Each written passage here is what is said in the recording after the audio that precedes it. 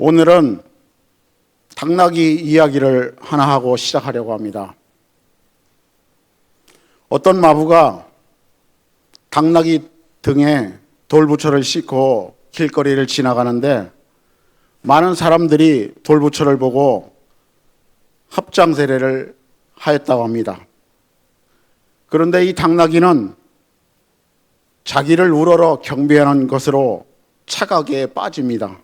그래서 우쭐대며 교만한 마음으로 마부가 가라는 방향으로 가지 않고 당나귀 마음대로 길을 갑니다. 이에 화가 난 마부는 당나귀를 채찍으로 내리치자 갑자기 내려치는 채찍에 깜짝 놀란 당나귀는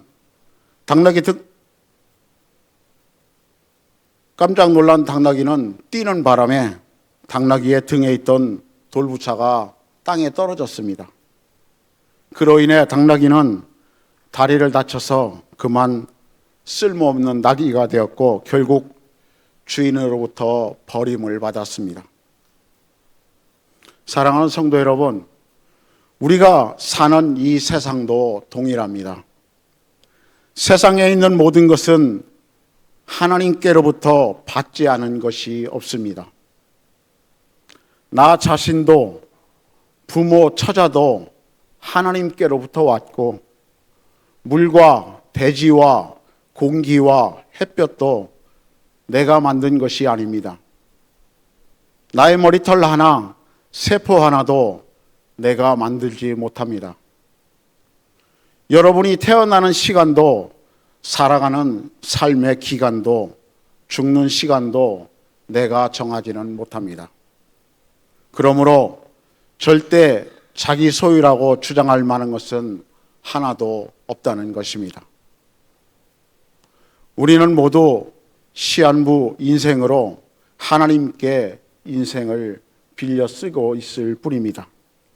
하여 하나님은 교만한 인생을 참 싫어하십니다. 사실 하나님만 교만한 사람을 싫어하는 것이 아니라 우리 사람들도 다른 사람이 교만한 것을 싫어합니다. 세상에서 교만한 사람을 좋아하는 사람은 한 사람도 없습니다. 교만은 실로 큰 죄이며 하나님 나라의 거침돌이며 남을 넘어지게 하고 그 책임 또한 과중할 것입니다. 한 가지 사건을 이야기하여 보겠습니다.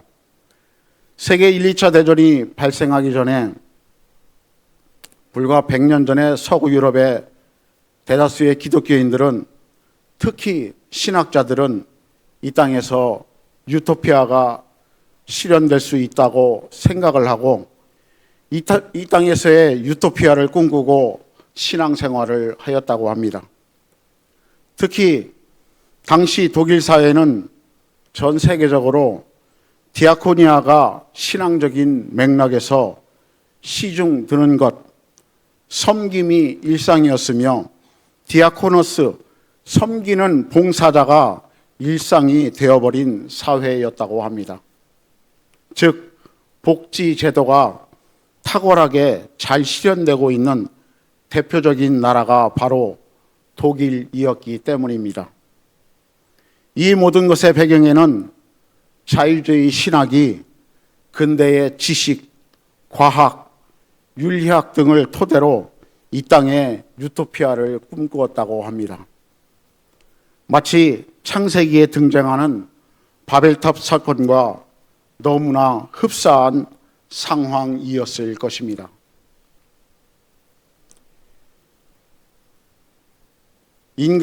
사람이 무엇을 할 수 있다고 생각했던 시절이었다고 합니다. 그러나 세계 1, 2차 대전이 발생하고 난 이후 전쟁을 겪고 난 후 참혹한 현실 앞에 이 땅에서의 유토피아는 이루어질 수 없으며 지나친 이상주의라는 것을 사람들이 인정하게 되었으며 유토피아는 영원한 하늘나라 천국뿐이라는 것을 사람들이 인정하게 되었다고 합니다. 후에 역사가들은 이 땅에서의 유토피아를 꿈꾸는 것은 인간의 오만함에서 출발한 것이라고 인정을 하게 되었다고 합니다. 왜냐하면 세계 1차 대전 1914년 7월 18일부터 1918년 11월 11일까지 희생자가 군인, 민간인 해서 약 2천만 명이 넘었으며 세계 2차 대전의 1939년부터 45년까지 희생자가 민간인이 약 1,700에서 2,100만 명이며 총 사상자가 3,700만 명 이상이라고 합니다. 1차 대전과 2차 대전을 합친 31년간의 전쟁에 의한 총 희생자가 약 1억 명이 넘는다는 통계가 나왔기 때문입니다. 사랑하는 성도 여러분, 언제든지 인간은 하나님의 은총을 벗어난 인간은 사망을 향해 달리는 기차와 같이 사망을 향해 달리는 것을 이 전쟁을 통하여서 철저하게 깨달았다고 합니다. 마치 자신이 잘난 줄 알고 웃줄 내다가 망가진 당나귀의 이야기가 불과 100여 년 전에도 사람이 사는 곳, 그것도 그리스도 공동체라는 교회와 나라와 지역들에서 일어난 일입니다. 그래서 그리스도인은 늘 하나님의 거룩하신 말씀 앞에 자신을 성찰하기를 주님 품에 안기는 그날까지 계속해야 되는 이유입니다. 성경은 이렇게 말씀합니다. 근신하라, 깨어라. 너희 대적 마귀가 우는 사자같이 두루 다니며 삼킬 자를 찾나니 너희는 믿음을 굳건하게 하여 그를 대적하라. 아멘. 라고 베드로서 5장 8절과 9절에서 말씀하고 있기 때문입니다. 그 전쟁 당시에 독일에는 유명한 3명의 인물이 있었습니다. 한 사람은 아돌프 히틀러이고 또 한 사람은 오스카 신들러이고 또 한 사람은 디트리 본회퍼 젊은 목사였습니다. 3명의 사람에 대해서 잠시 살펴보겠습니다. 첫째로 아돌프 히틀러는 여러분이 잘 아시듯 히틀러는 전쟁 광인으로 살인을 무차별하게 저지르는 그런 미친 광인이었습니다. 심지어 히틀러는 교회에 십자가를 철거하고 거기에 자신의 초상화를 설치하고 자신을 신격화하는 만행도 서슴지 않고 저지르는 그야말로 시대의 악명 높은 인물이었습니다. 두 번째는 오스카 신들러입니다. 이 오스카 신들러는 히틀러의 광란의 전쟁 당시 유대인들에게서 강제로 공장을 빼앗아 군수물자를 공급하는 공장을 운영하여 막대한 수익을 올리고 악행에 악행을 더하는 인물이었습니다. 우리나라 속담에 때리는 시어머니보다 말리는 시누이가 더 밉다는 그 속담처럼 겉으로는 부유한 사업가처럼 행세를 하였지만 실상은 더 악한 행위가 숨어있는 인물이 바로 오스카 신들러였습니다. 세 번째 인물은 바로 디트리 보네퍼라는 젊은 목사였습니다. 당시에 독일의 대다수의 기득권 교회들은 히틀러의 만행에 동조하는 상황에서 하나님 앞에서 양심 선언을 한 인물이었습니다. 보네퍼 목사는 히틀러의 만행을 보고 교회가 그의 만행에 대한 사회적 풍조에 대한 반성을 외친 유명한 양심 선언적 고백이 있습니다. 당시 보네퍼의 나이가 28세의 젊은 나이였다고 합니다. 한번 그 고백을 살펴보겠습니다. 먼저 첫째로는 보네폴은 이렇게 말을 하였습니다. 독일 교회는 하나님의 말씀 위에 서야 하며 어떤 인간의 말이나 특히 지도자의 말 위에 서서는 안 된다. 이는 오늘날 우리에게도 동일한 메시지로 우리에게 울림을 주는 귀한 메시지입니다. 어찌 보면 우리 한국 교회도 생명을 구하는 진리에 대하여 구심점을 잃어버린 바로 그 현실일 수도 있습니다. 둘째로 악을 보고도 침묵하는 것은 그 자체가 악이다. 하나님은 그런 우리를 죄 없다 하지 않으실 것이다. 악에 맞서 행동에 나서지 않는 것은 악을 위해 행동하는 것이다. 오늘날 성공주의와 물질 만능주의에 빠진 그리스도인들에 대한 경종이며 우리는 우리에게 주시는 메시지로 또한 받아들여야 하겠습니다. 세 번째, 보네포가 주장한 것은 교회는 교회 밖의 사람들을 위해서 존재한다.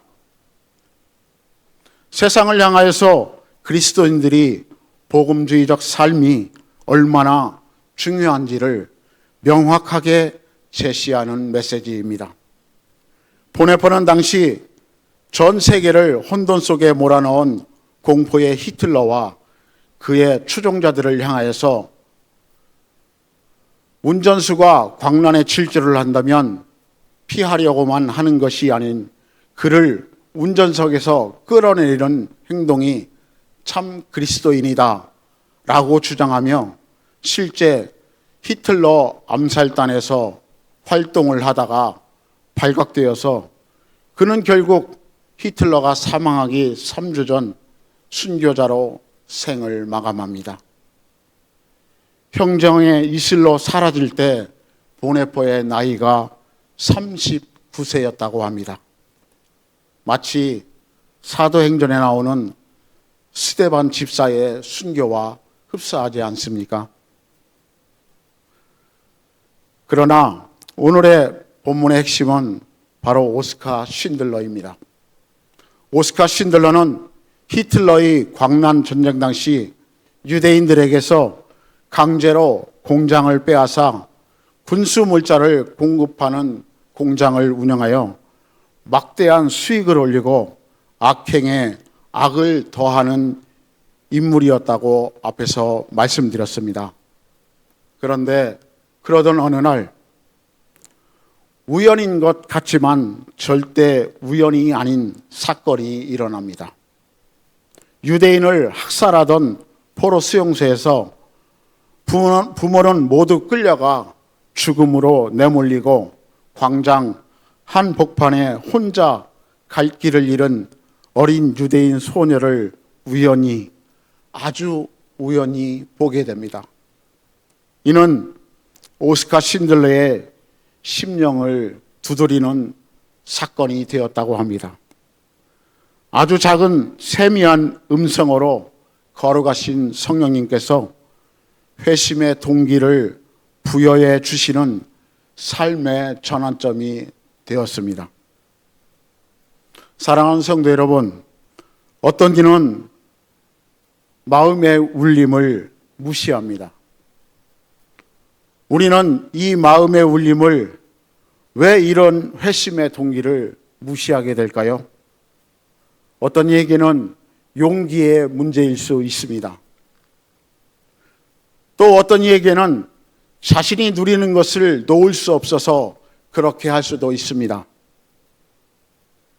또 어떤 이는 돌이키려니 두려움이 엄습하여서 그렇게 할 수도 있습니다. 하지만 오늘 오스카 쉰들러는 세미한 음성에 반응하기 시작했습니다. 오늘 본문인 9절을 다시 보겠습니다.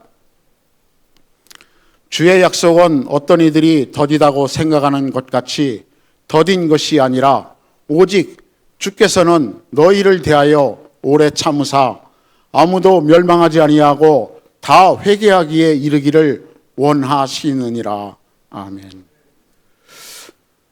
만군의 여호와 하나님이 우리 사람들에게 주신 값진 선물, 바로 자유의 의지가 성령님의 작은 세미한 음성에 반응하기 시작하게 된 것입니다.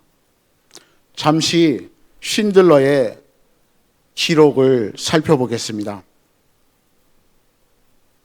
쉰들러는 1939년 9월에 나치 독일이 폴란드를 침공한 뒤 점령하자 한 미천 챙겨보려는 목적으로 폴란드로 갔습니다. 10월에는 나치 독일로부터 범랑 용기를 만들고 있던 유대인 소유의 공장을 강제로 빼앗았습니다. 이때부터 쉰들러는 SS로부터 유대인 노동자를 또한 공급을 받습니다. 말하자면 강제 노동의 일환으로 수용소에 수감된 유대인들을 착출해 공장으로 데려온 것입니다. 그런데 쉰들러는 이 특권을 교묘하게 이용하여 어린이나 여성, 대학생들, 그리고 숙련된 금속공이라고 속이고 자신의 공장에 데려와 은밀히 보호하기 시작하였다고 합니다.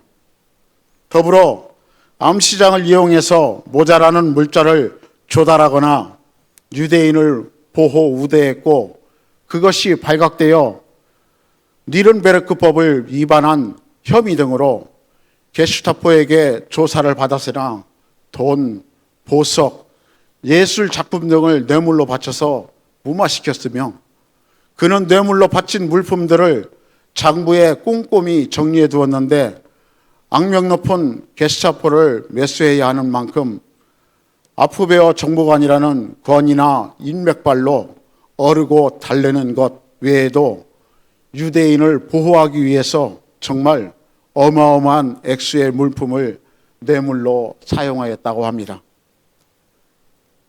1944년에 소련군의 진군으로 동쪽의 수용소가 해체되자 많은 유대인이 아우슈비츠로 이동되기 시작했으며, 여기서 쉰들러는 약 1100여 명에 달하는 유대인의 목록을 작성하고 자신의 고향인 스비타비 지방에 군수 공장을 세운 다음 이들을 이곳으로 모두 빼돌리는 식으로 약 1200명을 구해내고, 목록으로 차출했던 여성 유대인 근로자들이 행정착오로 아우슈비츠로 이송되자 이들을 다시 데려오면서 아우슈비츠 쪽에서 약 150명 정도의 장정을 또한 추가로 더 구출했다고 합니다.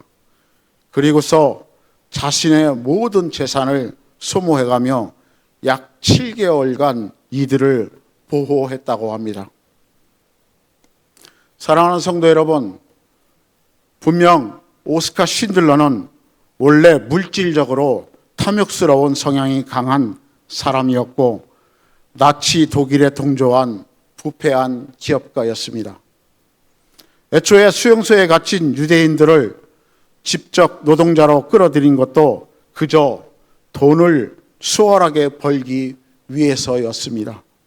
하지만 유대인들을 데려오고 난 이후 유대인들을 점점 더 인간적으로 대우해 주더니 결국은 자신의 재산을 쏟아부어 가면서부터 유대인을 보호하기까지 합니다. 결국 서서히 그의 행동이 이제는 단지 돈벌이가 목적이라고 설명할 수 없게 되어버린 것입니다. 그리고 마침내 그는 수백만 마르크에 달하는 자신의 재산을 모두 소유해가며 유대인들의 생명을 구하는 데 썼으며 결국 그의 공장은 부도가 났습니다. 어찌 보면 속물주의적인 탐욕에서 시작된 행위가 쉰들러가 잃어버린 인간성을 되찾은 계기가 된 셈이라고 볼 수 있습니다. 이 시간 잠시 영상을 보도록 하겠습니다. 오스카 쉰들러를 주제로 한 쉰들러 리스트 그 영화 주요 장면을 잠시만 보도록 하겠습니다.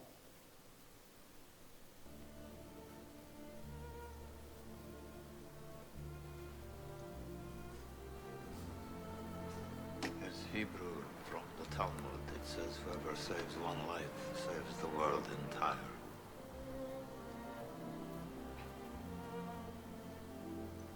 자막이 안 나오네요.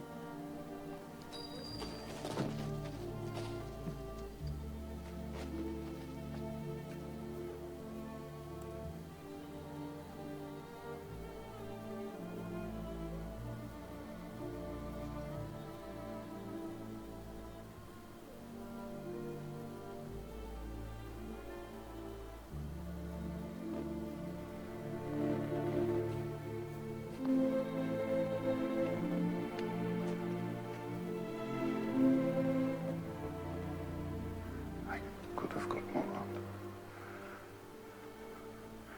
I could have got more. I don't know if I just. I could have got more. Oscar, there are 1,100 people who are alive because of you. Look at them. If I'd made more money.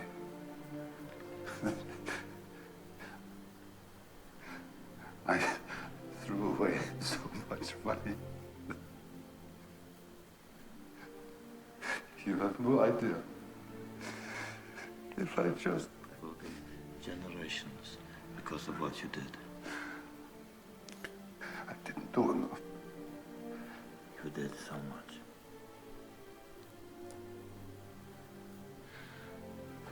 This car. Good would have bought this car. Why did I keep the car? 10 people right there. 10 people. 10 more people. This pin. 2 people.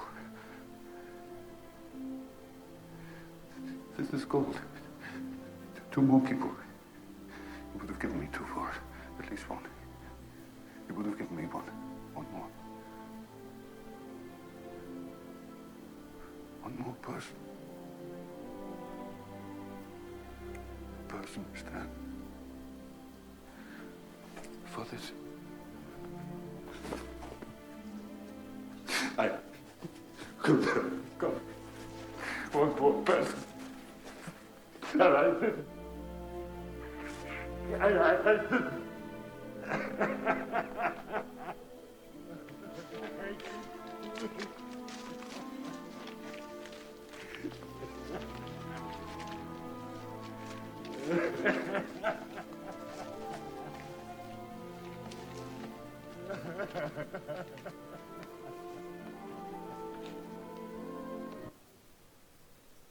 예, 감사합니다. 죄송합니다.